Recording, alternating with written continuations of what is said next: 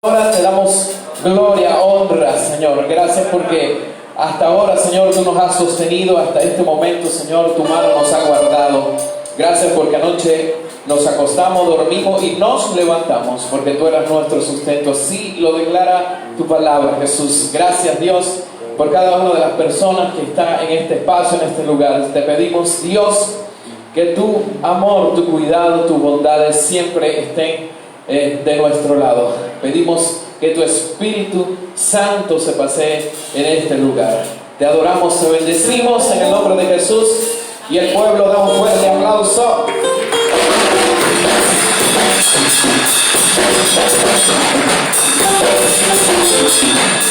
Alégrate en el Señor en esta mañana y bate tus palmas fuerte.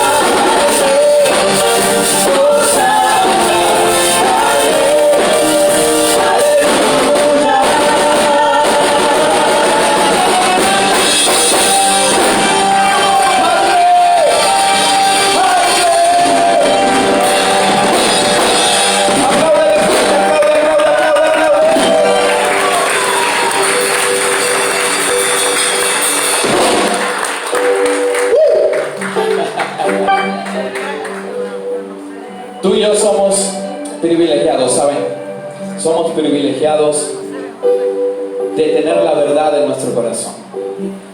Tú y yo sabemos la verdad, y un día esa verdad nos hizo libre, amén.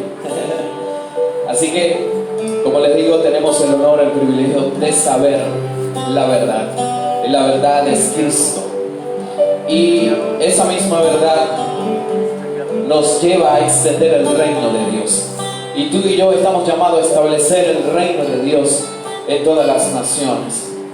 Y de repente no vamos a salir del país, el que tenga la oportunidad lo hace, pero nuestra primera, o las primeras personas con nosotros podemos llevar y ser misioneros es en nuestra familia. Y llevar y establecer el reino dentro de nuestras familias, establecer el reino dentro de nuestra comunidad, dentro de la universidad, de la escuela, donde quiera que estemos, establecer el reino de Dios. ¿Y cómo lo establecemos? Como le estoy diciendo al principio, tú y yo sabemos y conocemos la verdad, una verdad sencilla que es Jesús que es la verdad, la vida eterna y todo esto que usted y yo conocemos.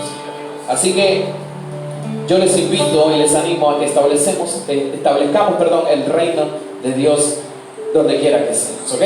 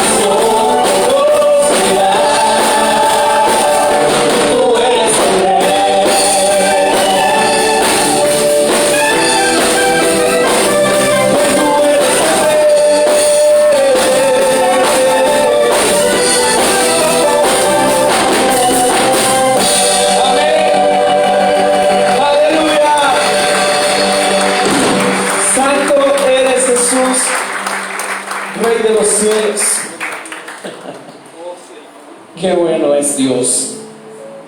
Y qué bueno que todos los días podemos disfrutar de las misericordias de Dios. ¿Sabe? Usted está allí porque Dios ha sido bueno. Usted está allí porque la misericordia de Dios se mueve todos los días. Y yo también estoy aquí porque la misericordia de Dios se mueve en mi vida. Y la palabra declara que la misericordia de Dios son la misericordia de Dios son nuevas cada mañana. y las misericordias de Dios también son para siempre. Ya va. Las misericordias de Dios son para siempre. Amén. Las misericordias de Jehová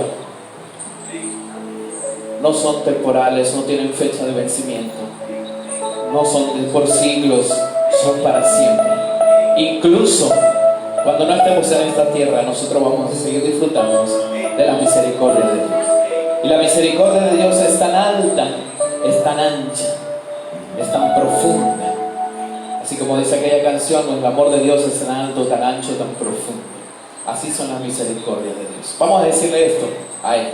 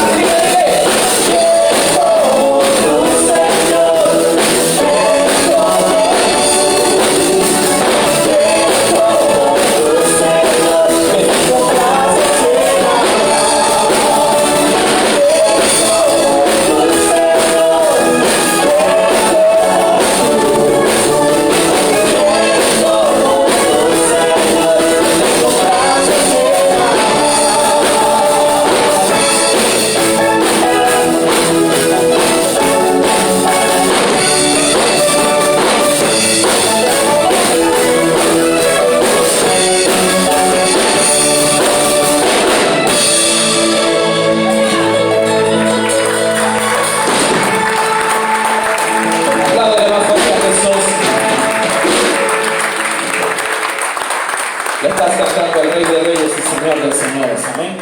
Amén.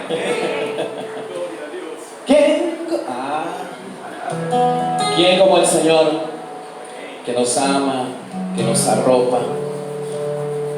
Yo estoy muy contento, ¿saben? Yo estoy muy feliz porque conocí al Cristo vivo, porque conocí a ese Cristo que murió por mí, pero no se quedó allí en la cruz, sino que resucitó. y derramó toda su sangre por mí. Y yo sé que por usted también. Y es un gozo, es un honor poder servirle al Padre de los cielos. Somos hijos de Dios, somos hijos del Creador. Oye, tremendo título que usted y yo tenemos. Hijos del Señor, hijos de Dios, hijos del Creador. A Él sea la gloria, a Él sea la honra. Y merece toda nuestra adoración, merece toda nuestra exaltación. Y como siempre lo decimos y no perdemos la oportunidad de decirlo, que adorar no es esto que nosotros hacemos aquí arriba. Usted también adora al Señor todos los días con su vida, con su andar, con su integridad delante de Dios. Usted adora al Señor por su manera de servir. Usted adora al Señor porque teme a Dios, porque teme al Padre. Teme que si lo que está haciendo mal, el Espíritu Santo de Dios le recuerda. Ese es el temor de Dios moviéndose en su corazón. ¿Cómo no decirle a Él? Santo, santo, santo eres.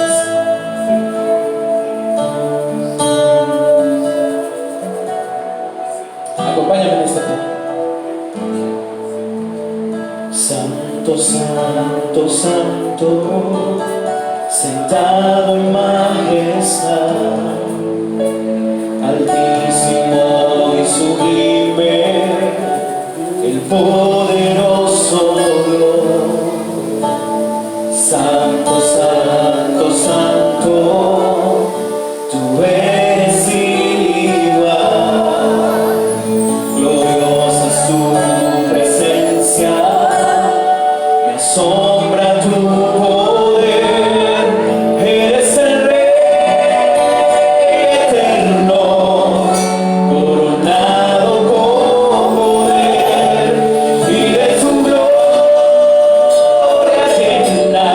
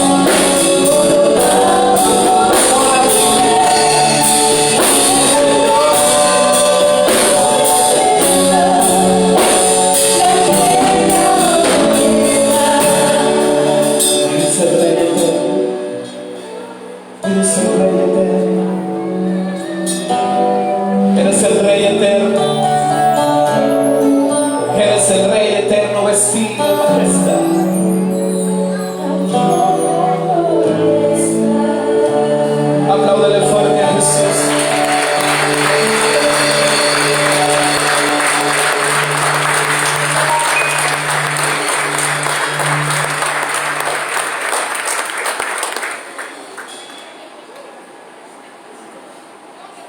Todos hemos pasado de alguna manera por una situación difícil, por un momento difícil, por muchas dificultades. Sin embargo, hoy estamos acá. Y eso no se debe a lo fuerte o a lo bueno que podamos ser. Se debe a la gracia infinita de Dios. Se debe a su misericordia, a ese amor tan grande que siente por nosotros. Esta canción ministra mucho mi vida y sé que va a ministrar la suya también. Somos la justicia de Dios. Y aunque su mente y el mundo le diga otra cosa, somos la justicia de Dios. He pasado por el valle de la muerte y al gritar tu nombre vuelvo a renacer. Me he sentado a la sombra del olvido, mas tu luz radiante me hace comprender. Soy la justicia de Dios,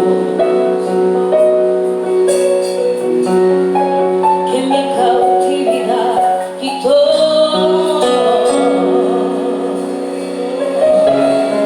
Caerá mi la diestra, mas sigo confiado, no me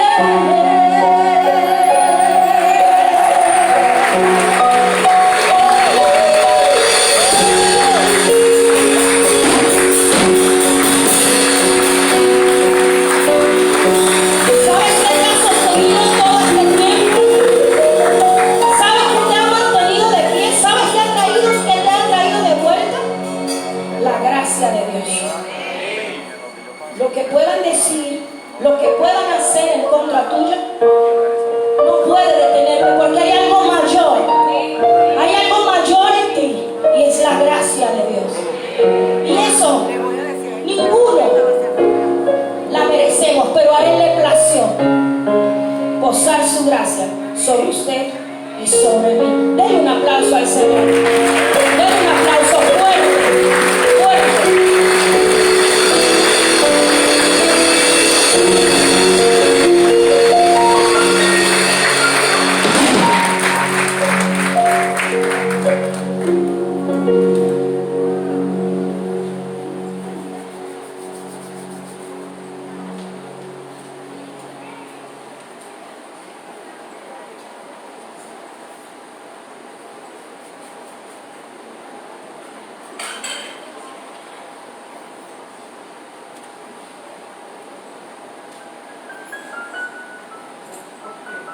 Hoy vamos a hacer un pequeño cambio. Ahorita vamos a orar y vamos a cerrar este tiempo y vamos a meternos en la palabra de una vez. Y al final pues vamos a hacer algunas de las cosas que hacemos en este pequeño paso. Pero queremos entrar de una vez en la palabra del Señor y en lo que hagamos cerremos este momento. Los niños pueden ir a sus clases en lo que oremos. Vamos a orar para que el Señor les bendiga con sus maestros. Y nosotros nos vamos a quedar aquí para reflexionar en la palabra del Señor. Padre, gracias porque lo que acabamos de cantar es una realidad. Y lo bueno de esa realidad es que quien la maneja eres tú, quien la conduce eres tú, quien la dispensa eres tú. Y eso nos tranquiliza, nos fortalece. Porque tú sabes sostenernos más allá de nuestra propia comprensión. Gracias, Señor, por el privilegio de adorarte, de venir nosotros, estar en tu presencia y traer tu canción. Gracias por tu palabra, porque podemos comer de ella. Pedimos que tú bendigas a los niños en el tiempo de aprendizaje, a los maestros. Nos bendigas a nosotros también, Señor, a reflexionar alrededor de tu palabra. En el nombre de Jesús. Amén. Amén. Bien, los niños los invitamos a estar en su escuela. Y ayer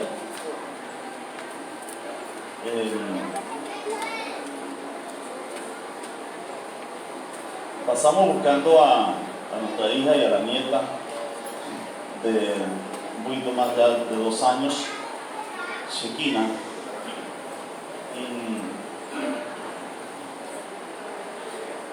ella ha desarrollado una relación mucho más cercana con la abuela que con el abuelo. El abuelo es como, no sé, tiene respeto o algo así. Pero ayer yo estaba que le decía, Chiquina, tú sabes que te quiero, aunque tú no entiendes mi cariño. Y no reacciona como yo quisiera que reaccionara así tan rápido. Pero ella no sabe cuánto yo la quiero. Ella no entiende eso. No lo define, ella no anda preocupada por eso, no es un tema al que le pregunta a su mamá o amanece en la mañana pensando, ¿será que mi abuelo me quiere? Pero yo sé que la quiero y que haría cualquier cosa, así como crié a su mamá y la protegí y la formé y la acompañé en todos sus logros, y aún de grande, mi hija ya es capaz de responder, por supuesto, y de brindarme también su cariño. Pero esta nieta no entiende. Ella no sabe qué tanto la ama. Su abuela le dice, tu abuelo te ama, tu abuelito te ama. Pero esas palabras para ella no son un asunto en el que ella pasa la tarde luego analizando y emocionada y le dice a la mamá, mamá, tú sabes que mi abuela me dijo que me quiere. No. Y ella se distrae y uno puede abrazarla y ella puede huir del abrazo. Es por su edad, por su capacidad de comprensión, de análisis y de respuesta. Yo leí de un escritor cristiano, él tuvo un día, llevó a su niña a las 2 de la madrugada, una niña de pocos años, muy pequeñita, y cuando la sentó en el inodoro, él dijo, tú y yo vamos a recordar este momento para siempre. Este momento de ternura a la luz de la luna, con poca luz, porque había poca luz para que no se encandilara, y él la atendió y la cuidó en ese momento, y él dice esa palabra, y de pronto él cae en cuenta, No, el único que va a recordar esto soy yo.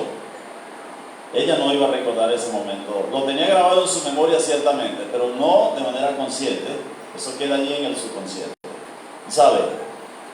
El amor de Dios, la gracia de Dios y los cuidados de Dios están grabados en tu subconsciente.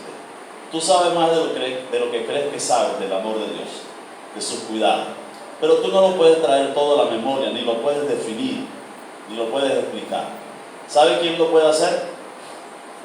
El único que lo puede hacer es Él. Él sabe por qué nos ama, sabe cuánto nos ama, sabe cuánta dosis necesitamos de su amor, sabe cuánto necesitamos de sus cuidados. Y cuando nos alejamos nosotros, de pronto con temor, con timidez, qué sé yo, o con algo de tristeza, eso no es algo que a Él lo angustia, lo preocupa. Él nos conoce. Y dice en la Biblia: yo te atraje con cuerdas de amor, te prolongué mi misericordia. Así es el Señor. Y eso es muy importante saberlo. Es sumamente importante saberlo, porque tú y yo podemos pasar momentos de silencio de Dios, donde parece que no nos habla, pero no debemos olvidarnos que Él está presente, que Él sí está conduciendo el proceso, que sí está pendiente de nosotros, y que si Él te dijo que te amaba, nunca te va a dejar de amar y nunca te va a dejar de cuidar, y su gracia siempre te va a sostener. ¿Y sabes otro asunto? Eso es gratis. Eso es gratis, eso lo regalan gratis, es por gracia, por puro amor de Dios, porque tú no eres lo suficiente hermoso para caerle bien a Dios, y no estás tan bien como para, ¿sí me explico? No somos la última persicola del desierto, pero Él pasa por encima de todo eso, nos da valor, nos ama, nos sostiene, nos abraza, nos contiene. Y eso usted puede estar seguro de eso. Se lo digo no porque yo lo sepa y lo entienda, yo sí lo comprenda. No, se lo digo porque la Biblia lo dice, yo creo lo que la palabra de Dios dice, y porque de cuando en cuando el Señor nos permite como vislumbrar un poquito, como medio entender algunos detallitos de eso. Hoy vamos a trabajar con el libro de Colosenses, del capítulo 1, versículos 24 al 29. Y vamos a ver cómo el Evangelio de Cristo es de verdad para toda la humanidad. Y vamos a ver cómo eso nos permite a nosotros tener acceso a Cristo, a su gracia y a su poder, y la posibilidad de ser como Cristo. Y también el poder que está a nuestra disposición para vivir el Evangelio y para dar testimonio del Evangelio. Por eso le pusimos, no sé si lo tienen la diapositiva por allí, el título: se sufre pero se goza. Tiene que ver con el hecho de los sufrimientos que a veces implica seguir a Cristo, dar testimonio de Cristo. Y vamos a leerlo aquí de Pablo, de la letra de Pablo. Me alegro en medio de mis sufrimientos por ustedes, pues lo que sufro en mi propio cuerpo completa lo que falta de los sufrimientos de Cristo por su cuerpo, que es la iglesia. Dios, según su plan, me hizo un siervo de la iglesia, y mi trabajo es presentarles el mensaje de Dios en forma completa, que es un secreto que ha estado oculto para todos desde el comienzo del mundo. Pero ahora Dios lo ha dado a conocer a su pueblo santo, porque quiso que su pueblo entendiera esa grandiosa y maravillosa verdad para todas las naciones que antes no les había mostrado. El plan secreto es Cristo, que vive en ustedes, que les da la esperanza de disfrutar la gloria.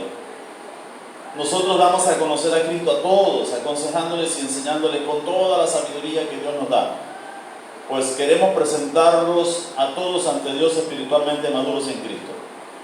A tal fin trabajo con mucho empeño, gracias al poder de Cristo que actúa en mí y me fortalece.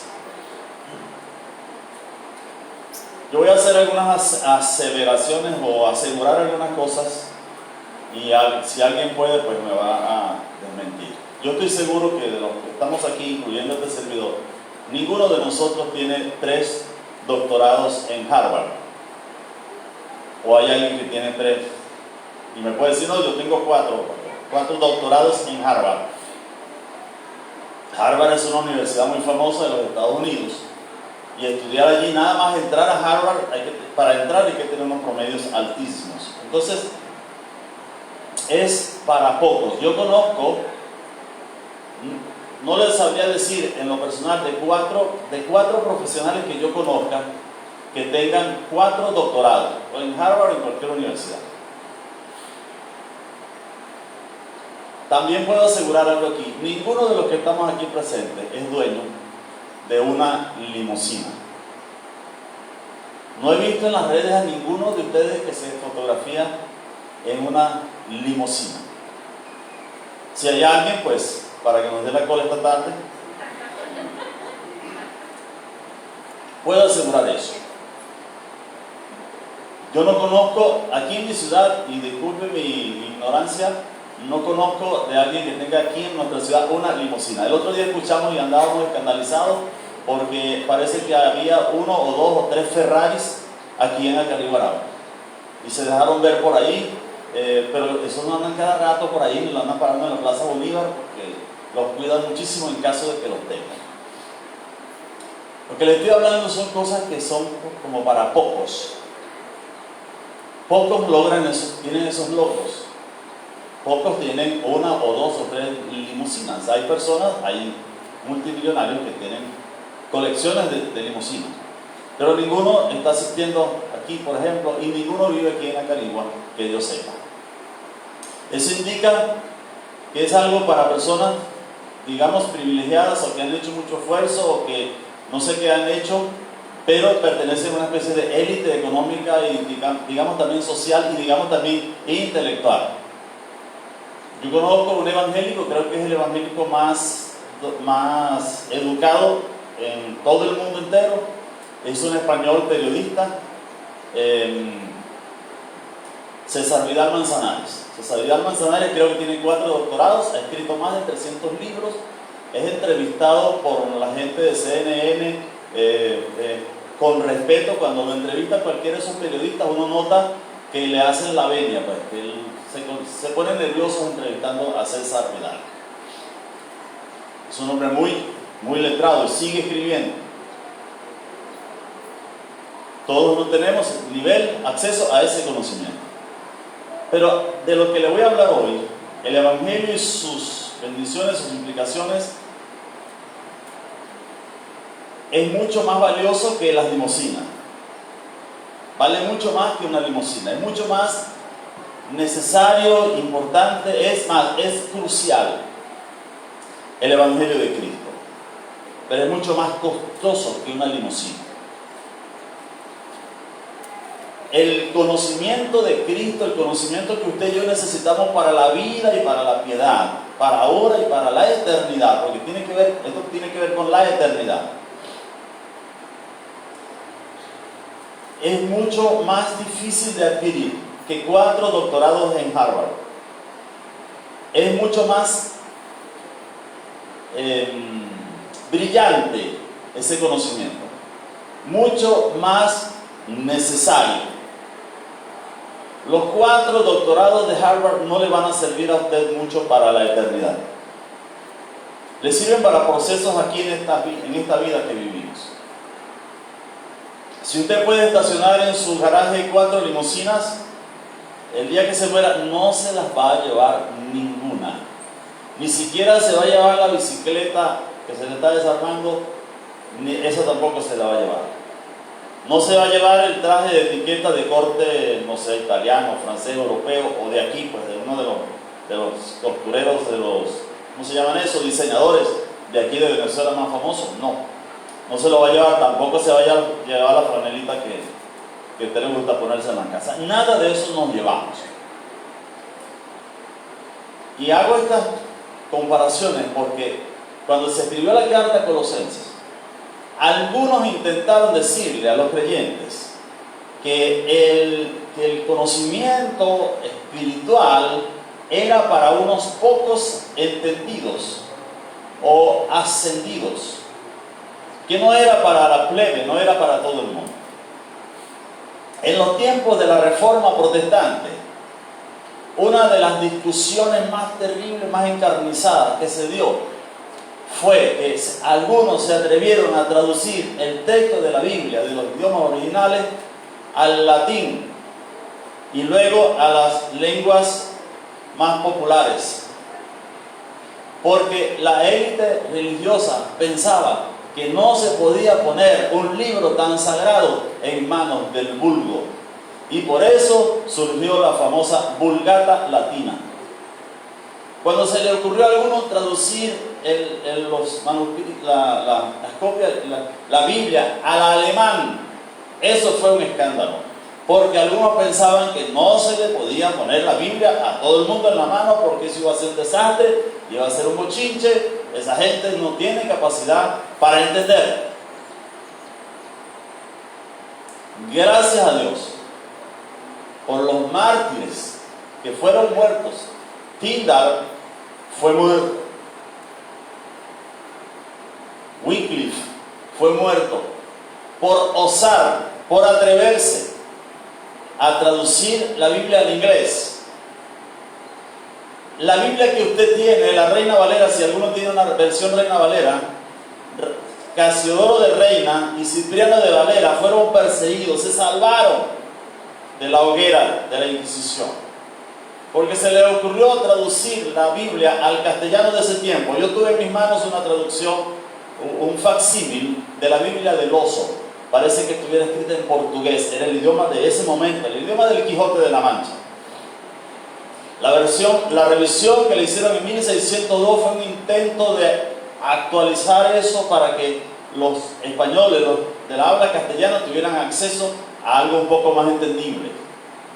Si alguno de ustedes ha tenido tuvo la bendición de comprar, yo no pude conservar una versión de esa de 1602. El lenguaje de esa Biblia es mucho más extraño que el lenguaje de la Reina Valera 60, que parece que estuviera escrita en algunos casos en maracucho. Os digo, vosotros oísteis, nosotros no hablamos así, ¿verdad? Y por eso hemos tenido versiones un poco más modernas, más dinámicas en este tiempo, la nueva versión, la palabra de Dios para todos, Dios habla hoy, eso. ¿Por qué ha sido tan difícil? Porque los seres humanos creemos que algo tan caro, tan costoso, que costó tanto, algo tan fino, algo tan puro, algo tan valioso, no se le puede entregar a todo el mundo. Si el Señor hubiese permitido que los humanos administraran la predicación del Evangelio, usted y yo no tendríamos chance.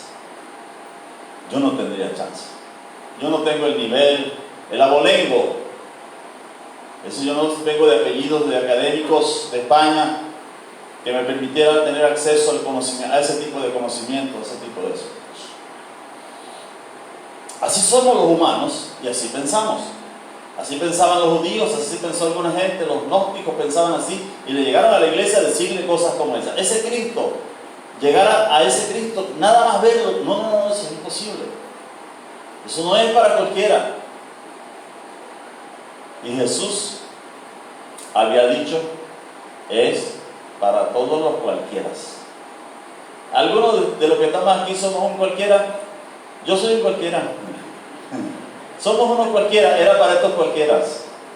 Mire cómo lo veían los judíos que se creían, llegaron a creerse la tapita del frasco, se escandalizaron cuando se planteó que este evangelio le llegara a todas las naciones. No se recuerda el discurso de Pedro con todo y que había sido lleno del Espíritu Santo, con todo y que había estado con Jesús, que había visto a Jesús sanar a la mujer sirofenicia, a la hija de la mujer sirofenicia, con todo y que lo había visto fustigar a los fariseos porque cerraban el conocimiento de Dios, y les dijo un día: ustedes ni entran ni terminan de entrar al reino de los cielos, y se atraviesan y no dejan que los demás entren, porque lo complican todo.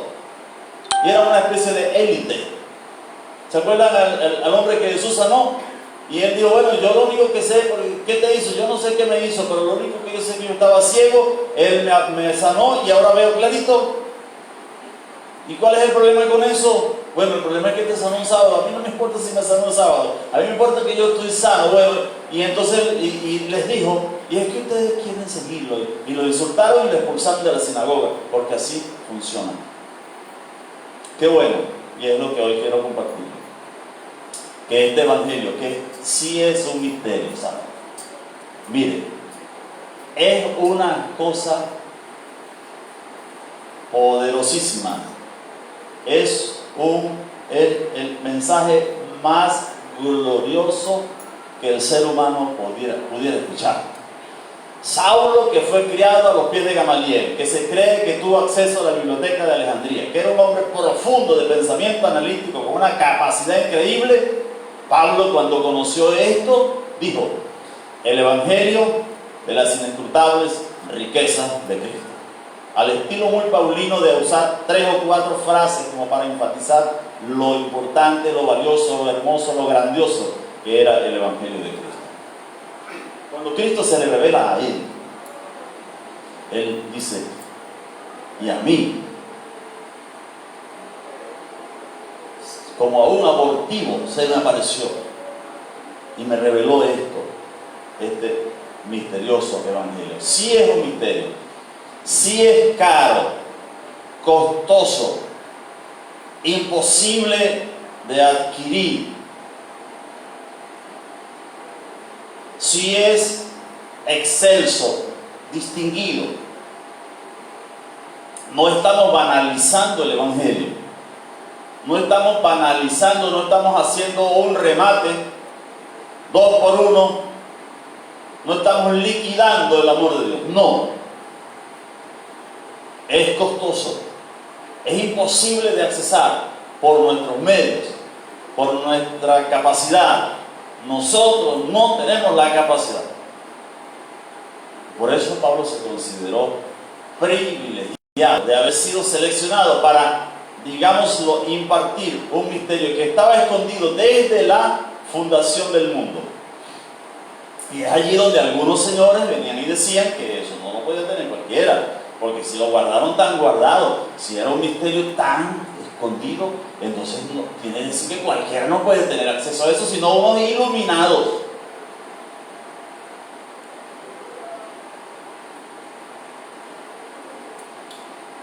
Y viene Pablo y dice: miren, sí es verdad, sí es verdad. Pero que el mismo Jesús dijo: el que habita en luz inaccesible. O sea, el Dios que yo estoy hablando, el evangelio del que estoy hablando, es ese evangelio del Dios que habita en luz inaccesible, que nadie ha visto jamás. Pero el unigénito del Padre, el que estaba en la eternidad con él, el Hijo eterno, el eterno Dios Hijo, el eterno Hijo de Dios, él vino a darnos a conocer en una época que Dios escogió. Y ahí, cuando se abrió ese misterio, cuando se abrió esa verdad para la humanidad, se abrió, y esa es la buena noticia, para todos. Aunque el pueblo judío le tocó la increíble tarea, qué privilegio, qué bueno hubiese sido que nos tocara eso, lo hubiese tocado a los venezolanos. ¿Por qué no nos tocó a los venezolanos? ¿Por qué Jesucristo no fue llanero, verdad? ¿Por qué no fue venezolano como nosotros? Morenito, catirito, bembón, no sé. ¿Por qué? Alguien pudiera decir: pastor, lo que pasa es que nosotros somos demasiado sinvergüenza. No calificamos. Bueno, le doy una noticia: los hebreos menos tampoco calificaban. Fue por pura gracia. Dios escogió ese pueblo, más Él formó ese pueblo, lo educó y le dio el privilegio de escribirnos buena parte de casi toda la escritura fue escrita por hebreos. Es un privilegio inmenso. Allí hay 2 o 3 escritores extranjeros, pero la mayoría hebreos. Pero fíjense, ellos que tuvieron el privilegio de entregarnos la escritura, de él vino el Salvador, el Mesías, Jesús. Jesús es judío. Entonces ellos llegaron a pensar que eso era para judíos. Por eso Pedro, cuando da el discurso con Cornelio, les dice: miren, yo estoy aquí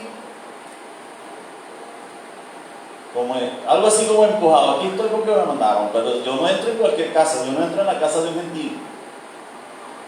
¿Por qué no entrar en la casa de un gentil? Porque eso estaba contaminado, hermanos. con imágenes, con cosas, con fetiches, con olores y con cosas terribles. Esa gente comía cochino y lo fritaba con manteca de cochino. Y para un judío eso era abominable, para un judío. Entonces imagínense cómo el evangelio iba a llegar para ellos. Y el Señor mandó a Pedro que fuera donde un gentil, donde un centurión romano llamado Cornelio entrara a su casa y le anunciara. Y cuando Pedro está dando el discurso, el Señor sabe quién es Pedro, lo conoce porque conoce al ser humano, sabe lo que somos cómo somos de exclusivistas, y en lo que Pedro está dando el discurso, a mitad de predicación el Espíritu Santo desciende y llena a esa gente, y empieza a esa gente a hablar en lengua. Se armó un culto. No fue una zampablera porque Pablo no estaba allí, pero se armó una fiesta. Y cuando Pedro vio la irrupción del poder de Dios allí, la gracia de Dios, vio que cayó en ese soldado romano. ¿Cuántos muertos tenía encima ese soldado? Él dijo, bueno, si el Señor hizo lo que hizo con nosotros, ¿quién soy yo para impedir? Mandó que se bautizara a toda esa gente, y eso nos abrió a nosotros, de todas las naciones del mundo, la esperanza de conocer el Evangelio de Cristo. Entonces, lo primero que Pablo nos dice allí es: yo tengo el honor, el privilegio, aunque eso me implique algún sufrimiento, pero para mí es una cosa demasiado grande. Es un privilegio increíble que se me haya dado la oportunidad de anunciarles a ustedes ese Evangelio, ese misterio, el misterio del Evangelio, el Evangelio de la salvación. Es un increíble honor. Y Pablo dice algo que algunos dicen que parece un poco atrevido que lo diga el apóstol Pablo. Y él dice: en esta tarea de entregarles el Evangelio, de abrirles el mensaje de salvación a ustedes los gentiles, yo he tenido sufrimiento y estoy teniendo los padecimientos que le faltaron a Cristo, los estoy teniendo yo. Eso es un poco atrevido. ¿Está Pablo considerándose una especie de corredentor? Algo como que él también sufrió por nosotros. No, Pablo no está diciendo eso. Lo que Pablo está diciendo es que Jesucristo ciertamente padeció por nosotros los pecadores. Fue muerto en la cruz del Calvario. Su sangre fue derramada por nosotros. Y parece ser que a la iglesia, no para redimir, sino por identificación con Cristo, por ser parte de Él, y porque todavía no se ha completado nuestra redención hasta que Cristo venga y seamos todos perfeccionados, hay una dosis de sufrimiento que le toca padecer a la iglesia. No para salvar al hombre, no como sacrificio expiatorio ni nada de eso, sino como privilegio, y Pablo lo consideraba un privilegio, de padecer por la causa de Cristo. A nosotros los venezolanos de esta época nos cuesta un poquito entender eso, pero nuestros abuelos sí como que entendían un poquito de eso, porque para que el Evangelio pudiera permear las distintos estratos, distintos sectores de la sociedad venezolana, hubo que pagar un precio, por así decirlo. Y a algunos les tocó recibir pedradas en la cabeza, recibir amenazas de muerte, de ser perseguidos aquí en Venezuela. Ahorita todavía en algunos países de Latinoamérica hay persecución contra la iglesia, y en algunos países europeos. Hay una lista de más de 40 países que persiguen a la iglesia de manera implacable. Eso, cuando Pablo dice eso, Pablo dice: yo me siento privilegiado de poder padecer. Usted diría: pero ¿cómo es posible que van a impedir al apóstol Pablo que predique el Evangelio que cambió mi familia, que me ha bendecido tanto? Es una locura.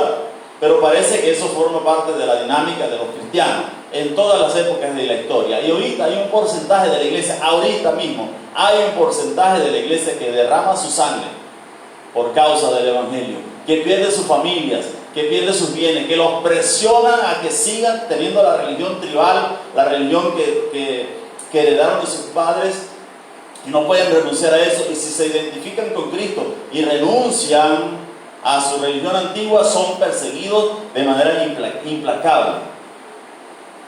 Hay posturas recalcitrantes de algunos sectores en contra de la iglesia. Aquí en Venezuela se pasó esa etapa, pero miren, en Canadá, un país que se supone de tradición protestante. Yo leí algunas novelas, historias de escritores canadienses en mi infancia. Tuvimos algún misionero canadiense entre nosotros en algún momento. En Canadá, si un pastor se le ocurre decir en el púlpito que el matrimonio igualitario es una aberración, puede ir hasta preso. En Finlandia hay una diputada que se le ocurrió poner en Twitter, se le ocurrió poner un texto bíblico, ni siquiera fue que argumentó, no, puso un texto bíblico que dice varón y hembra los creó. Está enfrentando un juicio que le pudiera significar una cárcel de 2 años aproximadamente. En un país desarrollado, que se supone que son muy inteligentes y que tuvieron la influencia protestante en algún momento. Aquí en Venezuela todavía nosotros yo puedo decir hoy en el púlpito que eso es una aberración, que es pecado y no pasa nada. Pudiera tener alguna reacción en las redes de algunos sectores que digan que soy cerrado, que tenemos una mentalidad recalcitrante, que eso es un discurso de odio, lo que sea, pero de ahí no pasa. Pero si las cosas siguen como van, es probable que en algunos años nosotros tengamos aquí en Venezuela unas leyes que nos prohíban, por ejemplo, hacer eso. Y eso va a implicar alguna medida de persecución, de retaliación. Entonces Pablo dice, no me importa, es más, me alegro, me siento privilegiado de poder sufrir por eso. Y en cierto modo, decía Pablo, yo estoy sufriendo los padecimientos que le faltaron a Cristo por su iglesia. Es un misterio que a mí me cuesta entender. Por ejemplo, a mí me cuesta mucho aceptar la idea de que una persona que se entregue a Cristo, la gente en lugar de felicitarlo, lo persiga, lo ridiculice, le haga bullying por haber decidido dejar la sinvergüenzura, por haber decidido dejar el licor, dejar la corrupción, dejar la trampa, dejar la delincuencia, lo que sea. A mí me cuesta mucho entender eso. Yo a veces le he dicho al Señor, Señor, si yo pudiera poner en orden, si yo pudiera meter en cintura a los que persiguen a tu iglesia, yo no lo pensaría 2 veces, pero menos mal que el Señor no me da ese permiso, porque haría un desastre. Es probable que usted ese sentido de justicia, usted diga, no, no puede ser. Pero está pasando. Ahora, es ciertamente una batalla, pero es un honor que se le pueda dar a conocer este mensaje del Evangelio de Cristo a todos los seres humanos, implicando el sufrimiento si es necesario. Como es tan necesario, el Señor ha pedido que la iglesia lo haga y que lo haga contra viento y marea y predique ese Evangelio donde quiera que sea. El padre de un amigo pastor estaba haciendo un servicio en su casa y fundando una iglesia en una comunidad del estado Lara, creo que era la comunidad de Atarigua, en el estado Lara. Los vecinos le advirtieron de que no consiguiera con esas reuniones porque le estaba cambiando la religión a la gente, por supuesto. Entonces ya no iban a seguir con sus estampitas, ya no iban a seguir comprando los menjurjes y las cosas que compraban, los bañitos y ese tipo de cosas. Bueno, entonces empezaron a presionarlo. Se lo dijeron de manera elegante, de manera decente, como para que entendiera. Usted es un señor inteligente, usted es un hombre de influencia en la comunidad, vivía en una buena casa. ¿Por qué usted está haciendo eso? Él no les hizo mucho caso. Creo que pasaron algunos meses y había un grupito reuniéndose con ellos. No muy grande, pero ya se notaba. Una noche, a las 12 de la noche, llegaron con un camión, agarraron un tronco entre todos y así como se ve en la película, le tumbaron la puerta, lo montaron en un camión con todas sus pertenencias, con todas las pertenencias. Dejaron la casa sola y eso abierto a la medianoche y lo mandaron y lo dejaron en Arenales de la carretera hacia Carora. Este hombre, a eso de la 1, más o menos 2 de la mañana, cuando vio que se fueron, contrató a un amigo con otro camión y montaron los corotos otra vez y regresó y amaneció en su casa.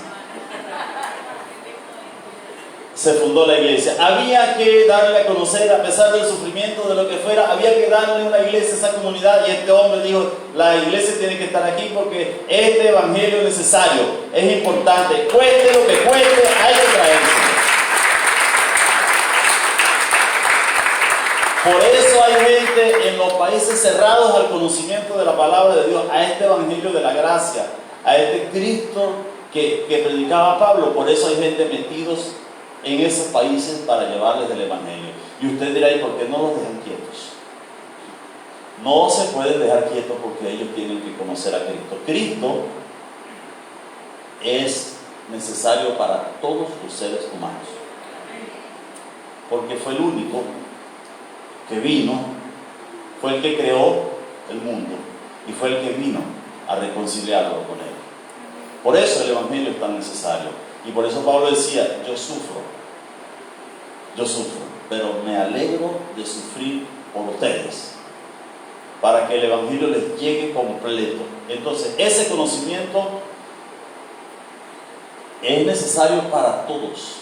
Es importante que lo tengamos, y si hay que sufrir por entregarlo, se sufre, pero se entregue ese mensaje. Porque es más necesario que los 4 doctorados de Harvard, es más necesario que tener una limusina. Esas cosas no son malas, son buenas. Si usted puede hacerlo, claro que sí. Váyase a estudiar, prepárese, por supuesto. No estoy hablando aquí de que eso sea malo, no. Solo que muy pocos logran tener 4. Si de eso dependiera la salvación, estamos perdidos. Si de tener una limusina o 2 limusinas en mi garaje dependiera la salvación, estamos perdidos. Usted y yo andamos viendo cómo reunimos esta semana para regalarle un desperfecto al carro, porque ¿y dónde conseguimos gasolina y todo ese asunto? Estaríamos perdidos, mi hermano. Pero este evangelio, que es más costoso que esas cosas, que es un conocimiento más exclusivo, más brillante, más la luz de Dios para nuestra mente, para nuestro corazón, debe ser entregado para todos los seres humanos, porque el Señor así ha decidido que sea, porque Él nos quiere recuperarnos, quiere reconciliarnos con Él. Y ya hablamos de eso, de la reconciliación con Dios. Ahora fíjense, esto que le voy a decir es mucho más difícil todavía. Tener acceso al conocimiento de Dios, que es lo más excelso que existe. Cuando el humano lo evalúa, dice, esto no es para todo el mundo, esto debe ser para unos pocos. El Señor dice, no, es para todos. Pero miren, parecerse a Cristo, tener a Cristo en nosotros. ¿Capta la idea? Tener a Cristo viviendo en nosotros. Mire, cuando Jesús le dijo a Pedro que estaba lavándole los pies, y Pedro le dijo a Jesús, no, Señor, usted no me va a lavar los pies a mí, ¿cómo se le ocurre? Mire, eso sería un sacrilegio. Pedro fue el que le dijo a Jesús, en una pregunta que él dice, ¿quién dicen ustedes que soy yo? ¿Qué le dijo Jesús? ¿Qué le dijo Pedro? Tú eres el Cristo, el Hijo del Dios viviente. ¿Y qué le dijo Jesús? Esto no lo aprendiste en Harvard. Esto no lo compraste en un curso con un coaching por ahí en Google y que te costó unos $. Esto te lo reveló. Mire, no me merezco ni decir eso, pues. Esto te lo reveló mi Padre que está en los cielos. Entonces, ¿a quién tiene Pedro allí al frente intentando lavarle los pies como si fuera un esclavo de Pedro? Al Dios de la gloria, al Todopoderoso, que se hizo carne. El Verbo se hizo carne. A Él lo tiene al frente. Y Pedro no puede permitir. No, Él no puede permitir que Jesús se rebaje tanto que le lave los pies a Él. Pero Jesús le dijo, Pedro, si no te lavo los pies, no tendrás parte conmigo. Si no te lavo los pies, estás perdido, Pedro. ¿Y qué dijo Pedro? Si es así, si es obligado, Señor, báñeme pues. Así tiene que ser usted. Así tenemos usted y yo que decirle a Cristo. Y así de poderoso es esta declaración. Así es esto que dijo Pablo. Ser como Cristo. Que Cristo sea formado en nosotros. Que Cristo viva en nosotros. Por eso dice, ustedes no solamente van a conocer este evangelio, sino que ese evangelio implica que Cristo puede ser formado en ustedes. Cristo formado en ustedes. ¿De cuándo acá el Hijo la ve en Tadeo? Puede ser como Cristo. ¿Desde cuándo? Desde que Él murió en la cruz por nosotros. Nos compró con su sangre. Le pertenecemos a Él. Y entonces Él quiere ser formado en nosotros.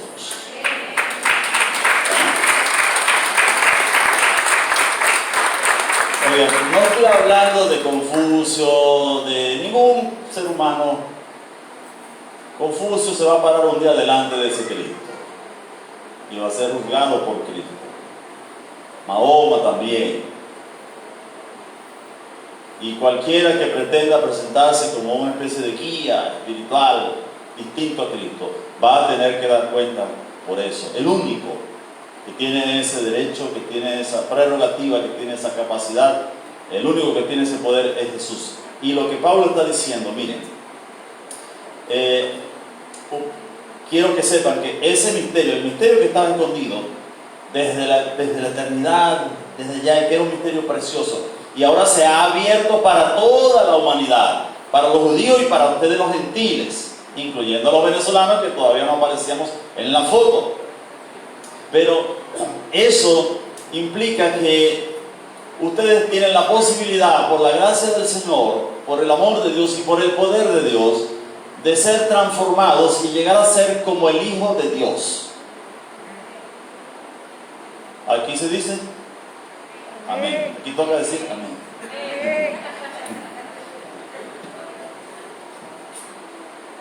Cuando Pablo explica estas cosas, miren, se emociona y a veces irrumpías en un himno y decía cosas cuando estaba escribiendo y explicándole esto a la iglesia.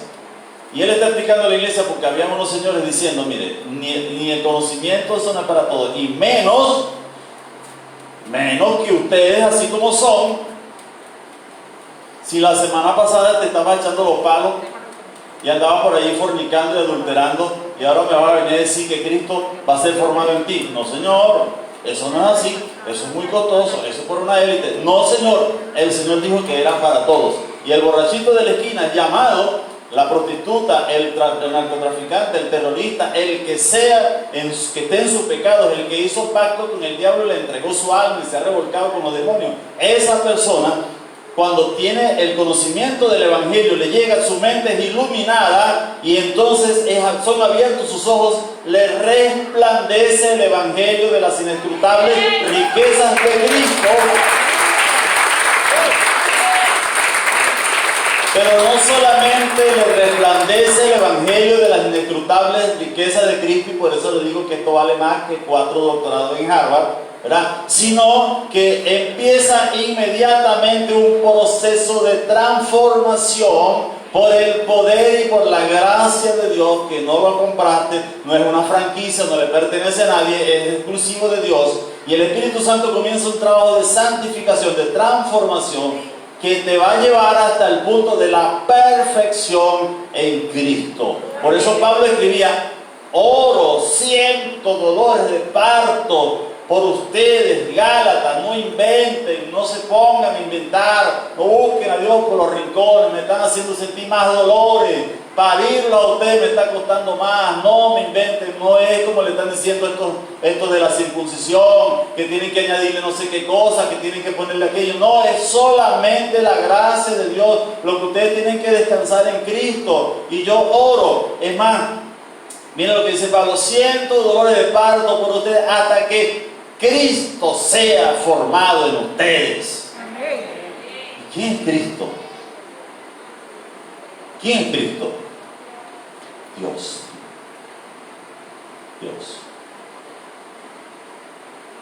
Eso es como para salir corriendo. Eso asusta.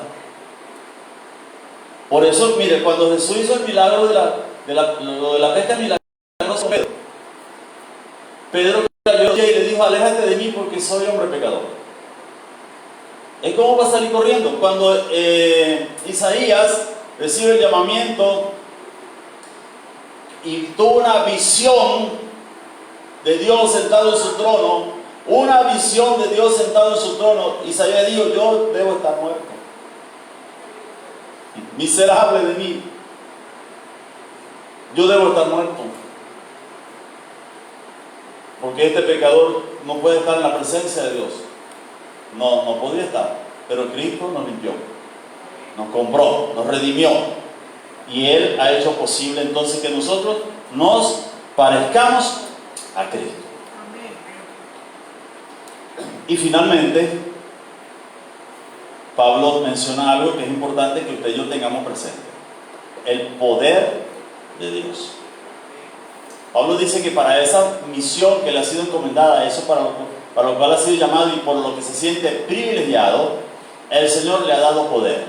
Por eso él dice: yo me propongo, nos proponemos a través de la predicación del Evangelio, presentar perfecto en Cristo Jesús a todo hombre. Todo hombre lo incluye a usted y me incluye a mí. Incluye a la gente que usted piensa: oye, eso sí va a costar. Ay, que usted no costó, ¿verdad? Oye, para que ese Señor se entregue, para que ese Señor cambie, mire, se necesita Dios y su ayuda. Por supuesto, es que para que usted cambiara todavía se está necesitando Dios y su ayuda. Pero Pablo dice: según el poder que opera en mí. Pablo está diciendo aquí: en mí, para esta labor que estoy haciendo, opera un poder, el poder de Cristo. El Señor me da su poder para yo hacer esto. Por eso lo hago. Es un privilegio hacerlo. Puedo decirle a la gente que van a ser transformados, que van a ser cambiados, que sus vidas van a cambiar de estatus delante de Dios, su situación va a cambiar y van a lograr un tamaño. Mire lo que dice Pablo en Efesios. Dice: hasta que todos lleguemos a la estatura de Cristo, de un varón perfecto, conforme a la medida y plenitud de Cristo. ¿Usted cree eso? Pablo creía eso. Y por eso le predicaba a los gentiles. Los judíos aparentemente tenían un adelanto porque tenían las leyes, y las leyes les ayudaban a ser muy decentes, muy buena gente. Pero ellos habían transgredido esas leyes, mi hermano, habían fracasado. Y la mente de cualquier misionero, de cualquier plantador de iglesia, en el primer siglo de la iglesia, en su mente tranquilamente puede estar este dilema. Imagínate, si nos está costando a los judíos, que conocemos a Dios, que no somos politeístas, que conocemos las leyes, que nos circuncidamos, que somos limpios, que somos decentes, que somos el pueblo de Dios y todo ese asunto, ¿cómo será esta cuerda de bárbaros? Dígame, estos romanos asesinos y estos griegos y los bárbaros y toda esa gente. Así pensaría de pronto un misionero judío. Pero sorprendentemente, el Evangelio comenzó a transformar comunidades, a transformar familias. Se empezó a ver el poder del Evangelio. Por eso Pablo escribió en Romanos: no me avergüenzo del Evangelio, porque es poder de Dios para salvación. Y dice: al judío primeramente. Cuando Pablo dice al judío primeramente, no está diciendo que los judíos, porque ellos son, tú sabes, la tapita del frasco. No, lo que Pablo está diciendo es que a ellos les llegó primero. Ciertamente, Jesús era judío. Pero mira lo que dice Juan: él vino a los suyos, y a los suyos vino a los suyos a salvarnos a nosotros, y los suyos no le recibieron. Listo. Pero a todos los que le recibieron, a los que creen en su nombre, les dio potestad de ser hechos hijos de Dios. Y cuando Pablo dice que el Evangelio es poderoso para transformar, dice allí a los judíos primeramente y también al griego. Y ahí ¿quiénes entran? Nosotros los venezolanos, los latinoamericanos, los europeos, todos los que no eran judíos, que no teníamos esas tradiciones. Resulta que ahora tenemos la posibilidad, por la gracia de Dios, de conocer al Señor, de que se nos anuncie este mensaje. A nosotros se nos entregó una invitación para una fiesta, por cierto. La cena de la boda del Cordero. Ahí no va a entrar ningún pecador, ningún corrupto, ningún adúltero, fornicario. Nadie que se rebele contra los principios de Dios. ¿Quiénes van a estar allí? Solo aquellos que fueron limpiados por la sangre de Cristo, que recibieron este Evangelio y que luego fueron transformados por el poder del Evangelio. Y entonces ese poder opera en nosotros, opera en nuestra vida, para vivir y para testificar. Por esa razón, es útil y necesario, es más, es urgente que nosotros le compartamos a otros la palabra de Dios, el mensaje del Evangelio, porque es para ellos también. Si usted piensa en un familiar, en un amigo que todavía no tiene a Cristo, él necesita oírlo. Y eso es para él, no es para una élite, eso es para él también. Y él necesita conocer a Cristo y lo puede conocer. Se le revela este misterio, le resplandece el Evangelio de Cristo en su corazón y lo entiende, lo recibe y comienza a cambiar, comienza a crecer, comienza un crecimiento. ¿Cuándo termina ese crecimiento? Cuando Cristo venga por nosotros. Cuando seamos perfeccionados en la resurrección, allí vamos a estar ya listos. Y ahí entramos en la dimensión de la eternidad. Pero aquí ya comenzamos a vivir ese proceso de transformación. Y podemos decir tranquilamente que nos vamos pareciendo cada día un poquito más ¿a quién? A Cristo, al Hijo de Dios, al Dios que se hizo carne, que vivió una vida perfecta, que se le define como alguien lleno del Espíritu Santo, lleno del Espíritu de Dios. A ese nos podemos empezar a parecer desde el momento en que sufrimos el milagro de la transformación, del nuevo nacimiento, de la conversión. Óigame esto. Les decía al principio que mi nieta no sabe cuánto la quiero, pero yo sí sé cuánto la quiero. Y eso es lo que vale. Ahorita eso vale, porque entonces yo voy a cuidarla, yo voy a ayudar a cuidarla, yo voy a protegerla, yo voy inclusive a cuidar a sus padres, por así decirlo, como abuelo. Y aunque ella no entienda todo eso, porque me toca a mí la iniciativa, me toca a mí enseñarle. Llegará el momento en que esa niña me dirá: abuelito, te quiero mucho. Y aún así, yo debo entender que cuando esa niña pueda reaccionar de esa manera, no está todavía entendiendo todo lo que eso implica. Igual ella no está entendiendo todo lo que implica el amor de sus padres, porque a veces el amor de sus padres pasa por un proceso de disciplina. Y ella no entiende porque si me quieres, me disciplinas. Pero eso también es amor, y así es Dios con nosotros. Lo bueno de esto que le he compartido es que eso lo conduce el Señor. Y lo que usted necesita hacer para entrar en esa dinámica es decirle al Señor, y como Él está esperando que usted le diga eso, decirle al Señor: yo quiero eso. Yo quiero conocerte. Yo quiero conocerte a ti. Porque tu palabra dice que te puedo conocer. Quiero tener tu conocimiento y tu sabiduría, porque tu palabra dice que yo puedo tener tu conocimiento y tu sabiduría. Y yo quiero ser.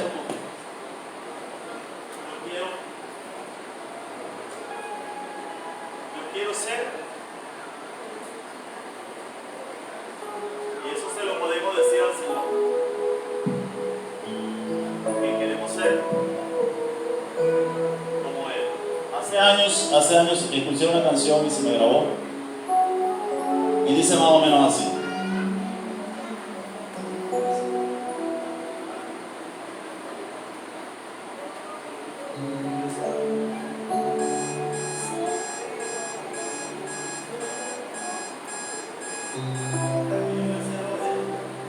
Mi deseo es ser como Cristo. Mi deseo es ser como Él. Su Espíritu me ayuda, su amor me inspira. Ser como Cristo, mi deseo es. Mi deseo es, dígaselo al Señor, ser como Cristo. Mi deseo es ser como Él.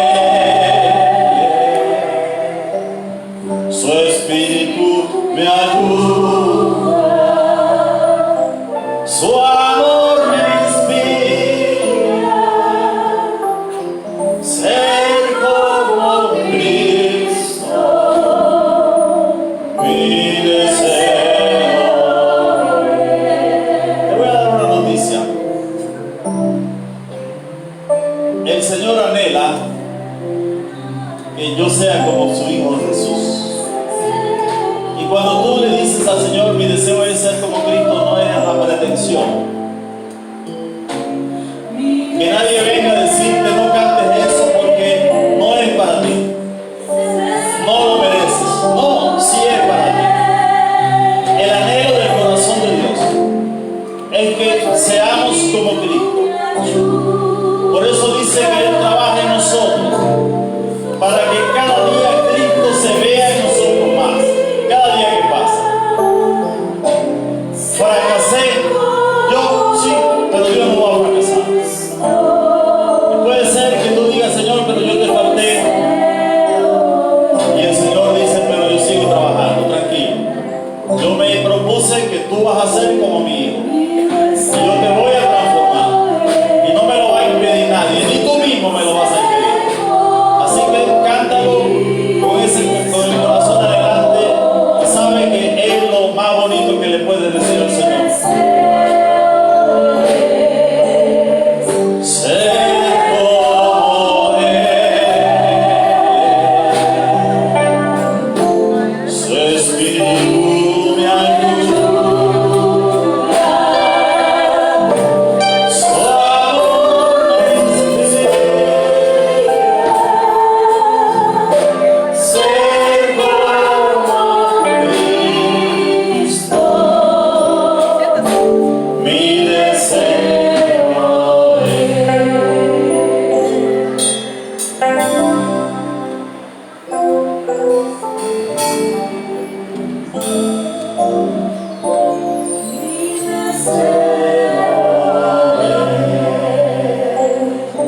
Pedro, en la primera carta, creo que en la segunda carta, le dice que el Señor se propuso poner a nuestra disposición todo lo que necesitamos para la vida y para la piedad.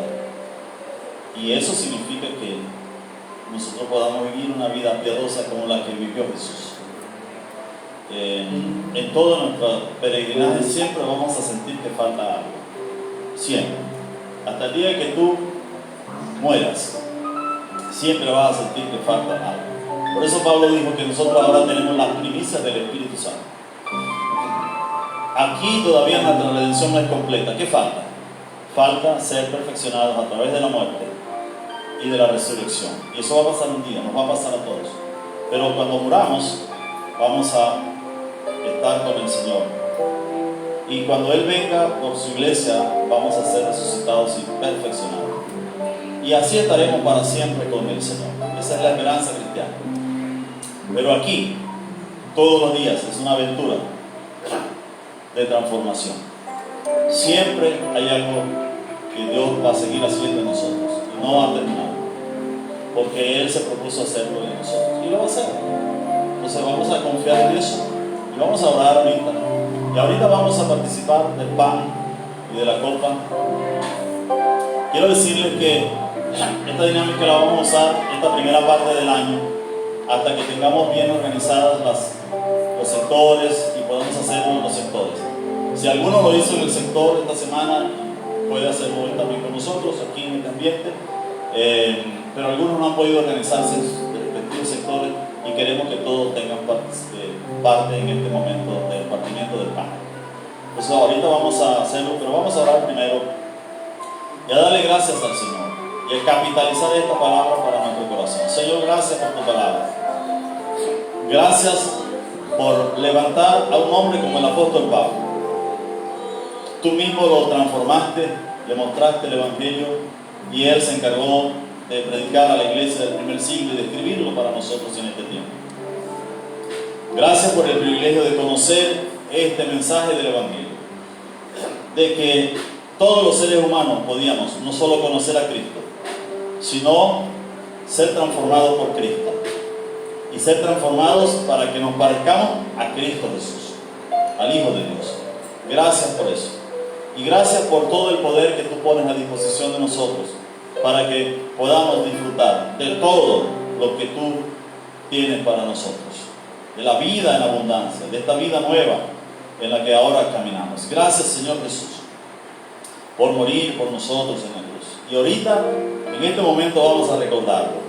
Vamos a recordar este momento hermoso en el cual tú te entregaste por nosotros. Y eso hizo posible que todos los seres humanos, hasta que tú vengas, tengan acceso a tu amor, a tu perdón. Gracias, Señor Jesús. Vamos a disponernos para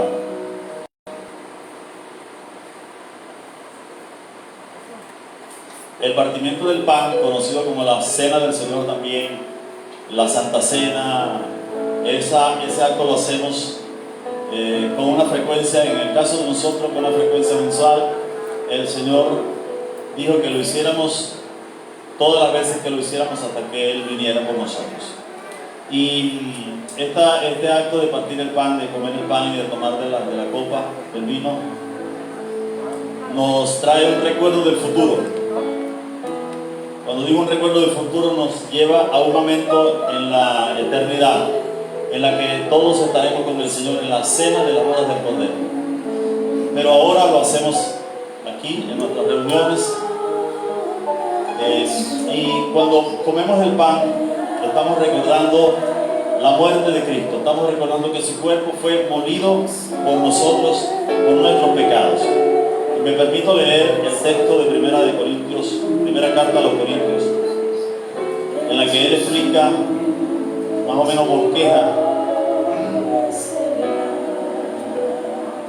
las enseñanzas que les traigo son las mismas que recibí del Señor.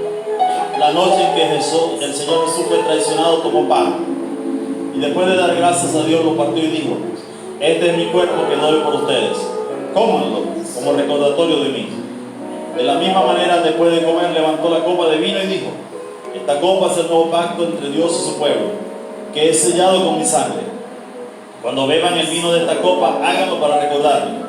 Cada vez que coman de este pan y beban de este vino, estarán anunciando la muerte del Señor hasta que Él regrese. Hay una expresión que usa el apóstol Pedro.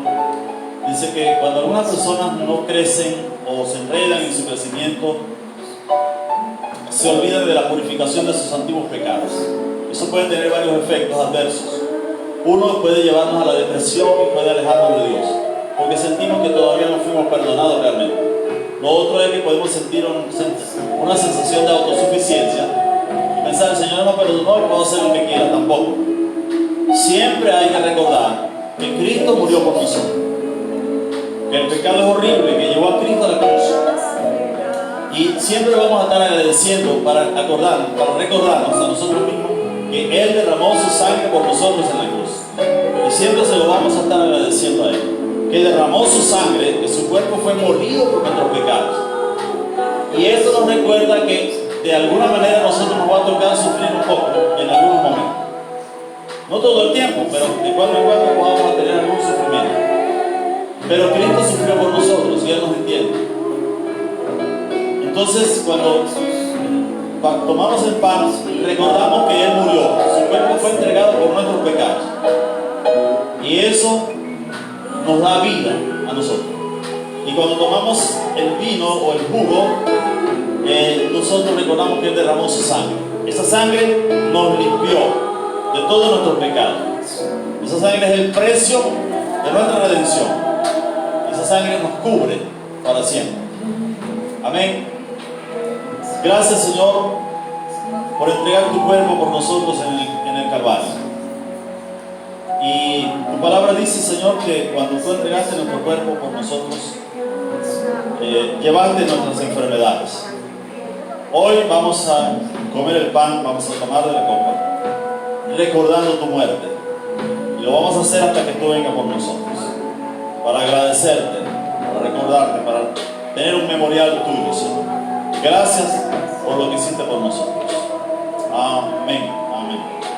Yo siempre amaré esa cruz,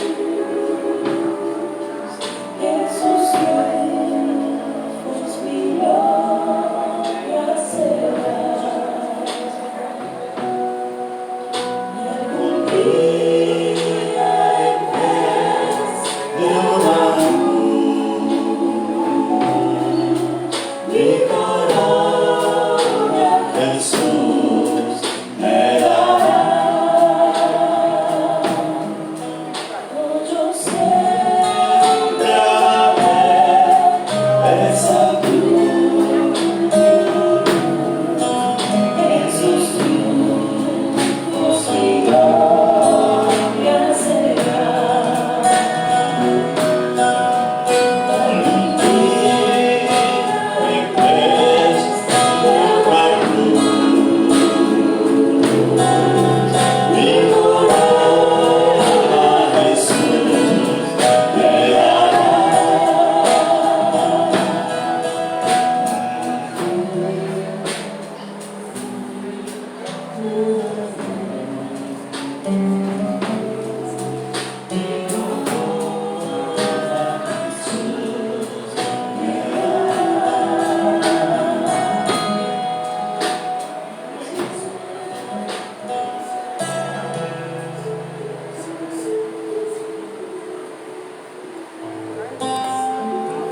Voy a salir aquí atravesada. Posibilidad, Tienes que bajar. mi Señor.